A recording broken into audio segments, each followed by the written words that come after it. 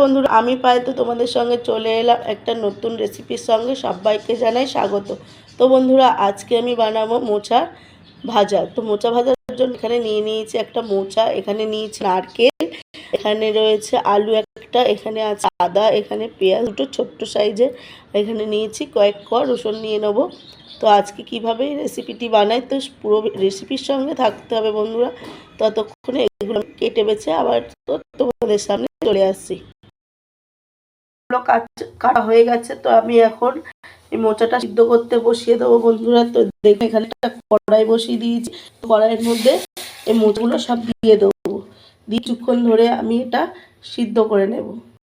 মোচাগুলোর মধ্যে দিয়ে দেবো আমি একটুখানি ছোলা, যেহেতু একটা একদম মাছ বা চিংড়ি মাছ ছাড়া করব, তো তার জন্য দিয়ে দেবো এখানে যে মোচাটা আমি সিদ্ধ করতে দিয়েছি, তো তার মধ্যে দিয়ে দেবো ছোলাগুলো, সিদ্ধ হয়ে যাবে ততক্ষণে। বন্ধুরা, এখানে দেখুন আমার পুরোটা সিদ্ধ হয়ে গেছে মোচাগুলো, এখন এটা আমি নামিয়ে নেব। চলে এলাম সব কিছু গুছিয়ে নিয়ে। তো আমি এখানে মোচাটা আগেই সিদ্ধ করে নিয়েছি, দেখিয়ে দিয়েছি আপনাদেরকে। তো এখানে দিয়ে দেবো ছোট্ট একটা আলু, একটা ছোট সাইজ টমেটো, পেঁয়াজ ছোট্ট দুটো পেঁয়াজ তো দেখান তোমাদেরকে, আর এখানে কয়েকটা রসুনের কোয়া, আর এখানে একটু আদা রয়েছে, আর এখানে নিয়ে নিয়েছি নারকেলটা কুড়িয়ে। তো চলুন কিভাবে আমি বানাই, তো পুরো ভিডিওর সঙ্গে থেকো বন্ধুরা। এখানে একটা কড়াই বসিয়ে দিয়েছি আলুটা ভাজার জন্য, দিয়ে দেবো কিছুটা পরিমাণ এখানে তেল। তো এখানে আমি প্রথমেই দিয়ে দেবো আলুটা। তো আলুটা আমি একটুখানি লাল লাল করে ভেজে নেব।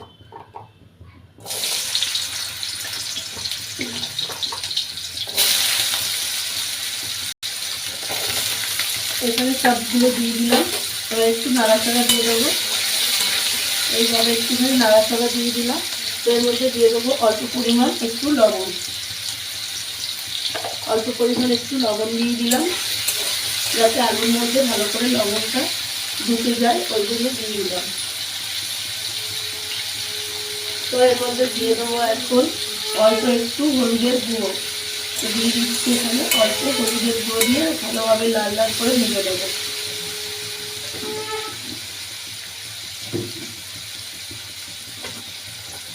ভালো করে এগুলো আমি এখন ভেজে দেবো। এখানে আমার ভাজা হয়ে গেছে, আলুগুলো একটা পাত্রে আমি আস্তে আস্তে নেব।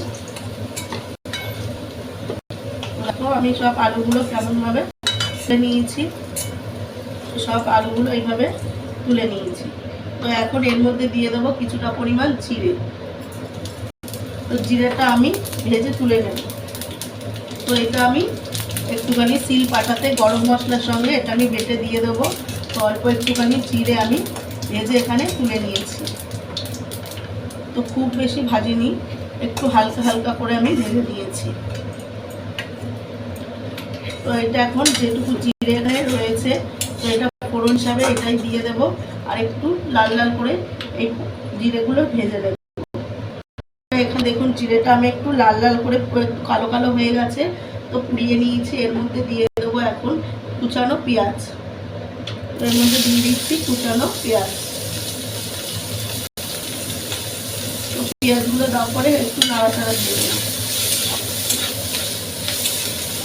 নাড়াচাড়া দেওয়ার পর এখানে একটা তেজপাতা নিয়ে নিয়েছি, তেজপাতাটাও ফোড়নে দিয়ে দিলাম। তো আগে দিইনি, কারণ তেলের উপরে বেশি আগে দিলে পুরো তেজপাতাগুলো পুড়ে যেত, সেই জন্য আমি পরে দিলাম। তো এর মধ্যে দিয়ে দেবো এখন কেটে রাখা টমেটো, দিয়ে দেবো অল্প পরিমাণ একটু তেল,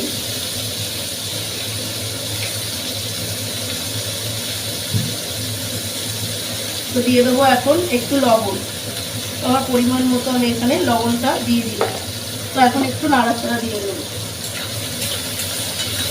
যেহেতু আমি প্রথমেই তেলটা কম দিয়েছিলাম, আলু ভাজার তেলের মধ্যেই আমি জিরেটা ভেজে নিয়েছি, তো তার জন্য এখানে আরেকটু তেলের প্রয়োজন ছিল, তো আমি দিয়ে দিলাম। তো এখন এর মধ্যে দিয়ে দেবো আদা রসুন পেস্ট। আদা রসুন পেস্টটা দিয়ে এখন ভালোভাবে নাড়াচাড়া দিয়ে ভেজে দেবো।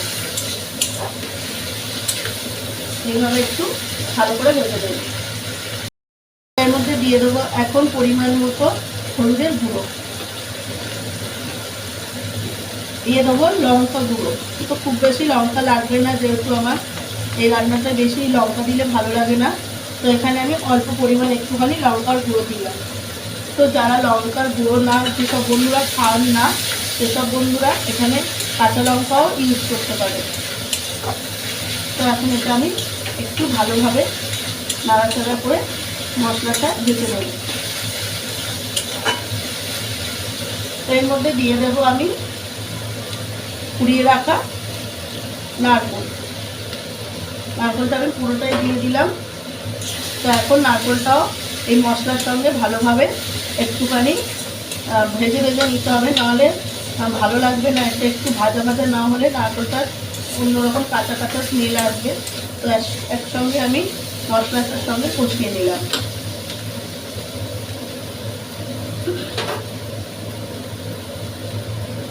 মশলার সঙ্গে নারকেলটা ভালোভাবে আবার ভাজা হয়ে গেছে। তো এর মধ্যে দিয়ে দেবো এখন ভেজে রাখা আলু। তো ভেজে রাখা আলুটা দিয়ে দিলাম আমি। তো এখন ভালোভাবে আরেকটু কষিয়ে দেবো। দেখুন বন্ধুরা, আমি যেইভাবে করছি আপনারাও এইভাবে একবার বাড়িতে ট্রাই করতে পারেন। এখানে চিংড়ি মাছ দিলে ভালো হতো, চিংড়ি মাছ ছাড়াও এটা খুব সুন্দর খেতে লাগে। এই নারকেলের একটা সুন্দর একটা গন্ধ আছে বন্ধুরা, তো তার জন্য আমি দিয়ে দিয়েছি নারকেল। তো এবার দিয়ে দেবো আমি এখানে সিদ্ধ করা মোচাগুলো।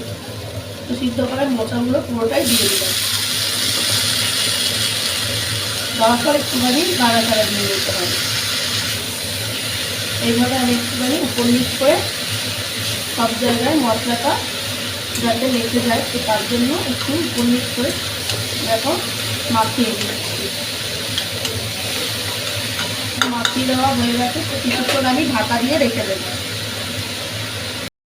ভালোভাবে দেখুন ভাজা হয়ে গেছে। তো এখন আমি দিয়ে দেবো অল্প পরিমাণ একটু জল, সামান্য একটু জল দেবো যাতে আলুগুলো ভালোভাবে সিদ্ধ হয়ে যায়, আর এদিকে এই মোচাটাও ভালোভাবে একটু নরম হয়ে যায়। তার জন্য দিক থেকে ঘুরিয়ে অল্প একটু জল দিয়ে দেবো।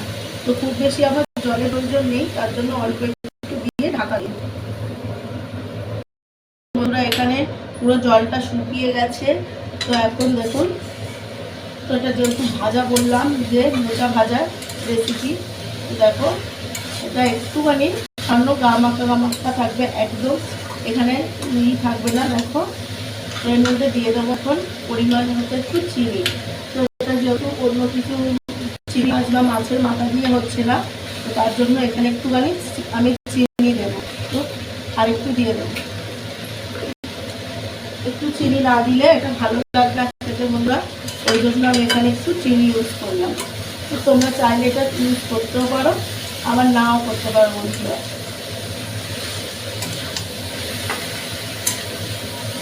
তো দেখো এর মধ্যে দিয়ে দেবো এখন আমি একটুখানি গরম মশলা আর জিরে বাটা। তো যেই জিরেটা আমি বেটে রেখে ভেজে তুলে নিয়েছিলাম, তো সেই জিরে বাটাটা দেখো এর মধ্যে আমি দিয়ে দিলাম। তো এখন ভালোভাবে একটু নাড়াচাড়া দিয়ে দেবো। তো এর মধ্যে ঘি দিলেও খুব সুন্দর খেতে লাগে বন্ধুরা। তো আমি ঘি দেবো না, কারণ মা ভালো খায় না ঘি দিলে, তো ওই জন্য এখানে আমি ঘি দিচ্ছিলাম। ঘিটা দিলেও খুব সুন্দর একটা টেস্ট আসে বন্ধুরা।